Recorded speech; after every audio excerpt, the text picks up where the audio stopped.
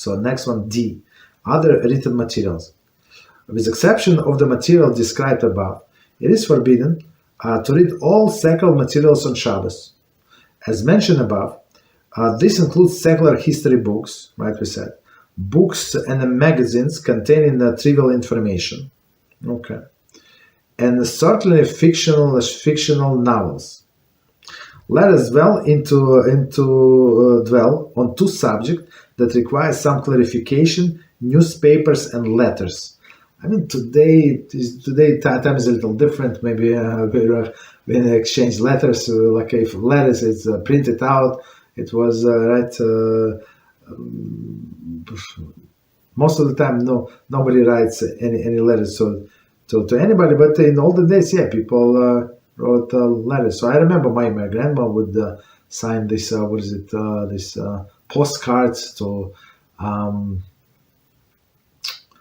congratulate all the relatives, all the people that she knows with the holidays. It's unbelievable. So she would send me to mailbox. I would have like 30, 40, 50 cards, and I think it's a lot of money. Right? And she would write, and my parents not as much, but grandmother for sure, write many letters to people, to her son, to other people, right? Very interesting. Okay. Next one, secular newspapers. Okay, so let's see. Technically, so secular newspaper. Technically, reading newspapers should be prohibited due to the decrease less one read documents. So, but in secular newspaper, even in Jewish newspaper, even a religious newspaper, there is a advertisement. I mean, that's how they make money. Not because like when you pay for the newspaper. When you pay for a newspaper, maybe you hardly pay for the paper, right? For a printing cost, hardly. Maybe for a printing cost and then paper. That's it, right? But all of these people who arrange these articles, like correspondence and like that's of course it comes from advertisements. So again, technically reading newspapers should be prohibited due to the decree lest one reads documents. Right.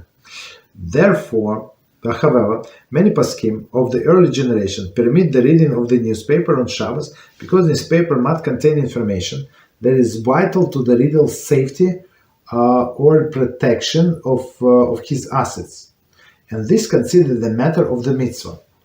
So in early times, even before the radio, maybe radio was not so popular. It's like in 1700s, 1800s, 1900s, right? People would read the newspaper. So like in the morning papers, so they would get all of the news what happened yesterday and what is coming, what is up to happen, right? So this newspapers media, it was like very, very good business. Newspapers, people would buy newspapers, one or two, right? Subscribe, right? So meaning they would get all the information about business or otherwise the war started, right? The armies, the enemy armies coming to our borders, all of these things, right? So they must know, right? Or how to protect these assets. So in olden days, so in my days, so I remember you go to New York Times, right? And in New York Times, in the beginning, they would have like tiny letters, but they have all of the stocks, all of the stocks and all of the prices, right? So if you want to know, like you have a stock or two, and you want to know the price, you have to like buy newspaper and check. Is it going up or going down? I'm not sure what was the other way to find out the prices. Maybe call a broker, but otherwise I'm not sure. But newspaper was the way. So meaning if you see that the stock is going down, so maybe it's a good idea to sell it or something. So it's the newspaper. It was to protect for safety of the reader and protect his assets. Okay, which makes sense. Current day poskim consider this reason invalid in our time, since the vital information is usually transmitted electronically, right? Electronically through computer, through radio and telephone and stuff like that, but not through newspaper. I mean, it is a newspaper, but nobody like relies on the newspaper as much. And reading a newspaper is rarely essential to the protection of one's lives and assets. So if they say there is a hurricane or something, it's not from newspaper you're going to hear on the radio or something, right? So, however, and that is why our poskim say if it's a life danger, something like hurricane is coming and you might need to evacuate this and that, or I don't know, whatever is going on, or in Israel when there is a war. Right, and they were to warn, for example, somebody like escape or they're terrorists, they're hunting for terrorists. They say stay at home. So in this case, yeah, they allowed us to leave the radio on, right? Of course, a little down, right, and not on the full volume down, but in case because it might have the vital information. So I give you example.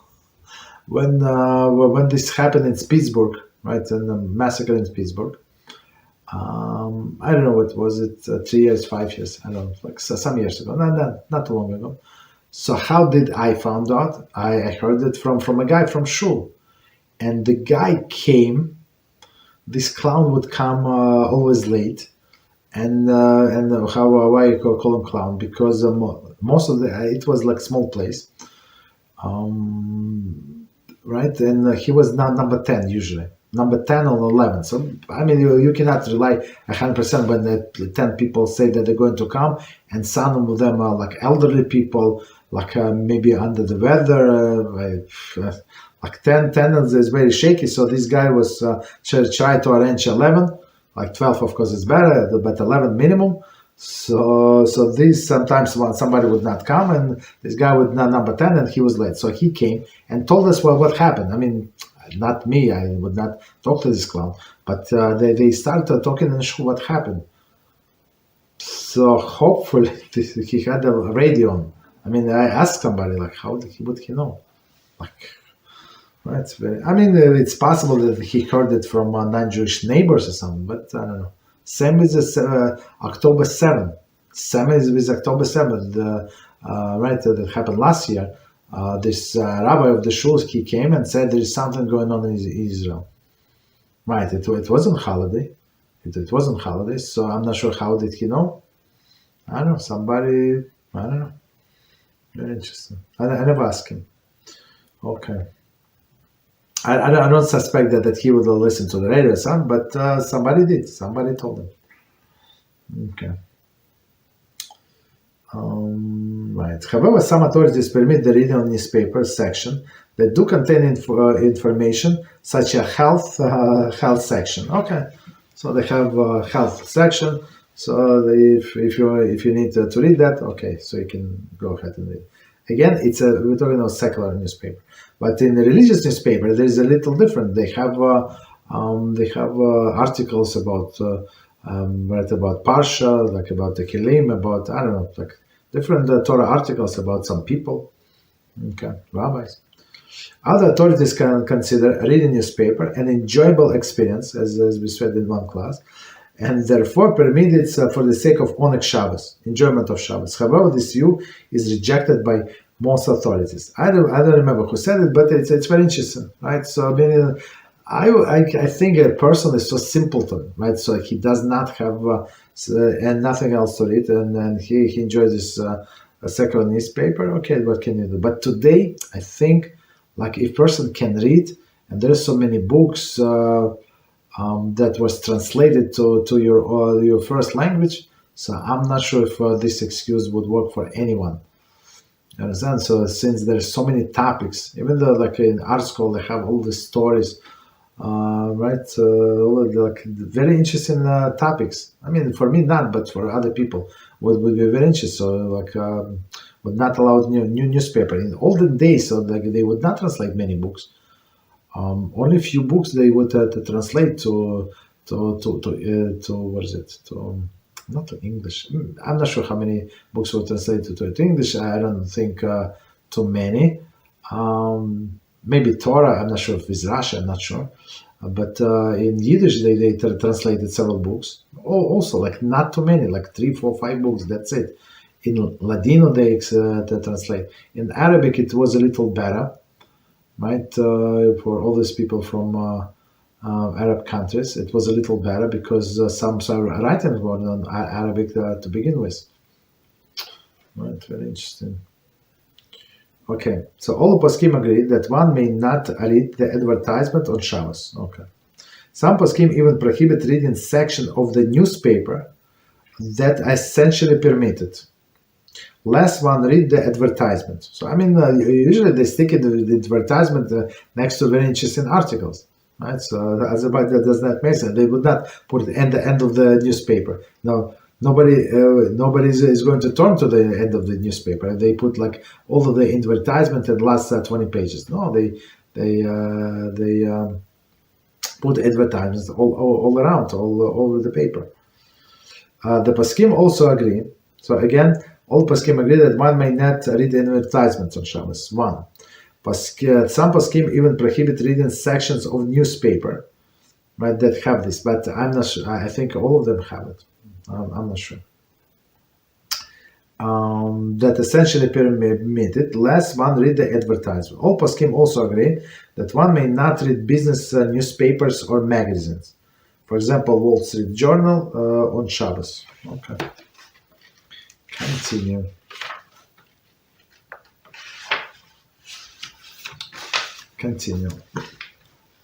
Articles of Torah, Jewish philosophy, and thoughts that printed in newspapers or magazines may be read on Shabbos, even though the newspapers and magazines also contain material that may not be read, such as advertisement. But because the goal of that person, he goes to that article. It's a very interesting story, right, about this rabbi. Okay, so that's exception. 1 second, let me see.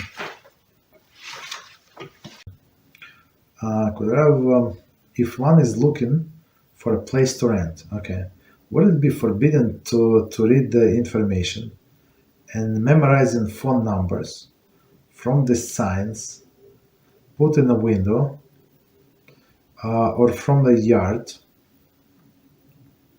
of available properties while walking to synagogue on Shabbos?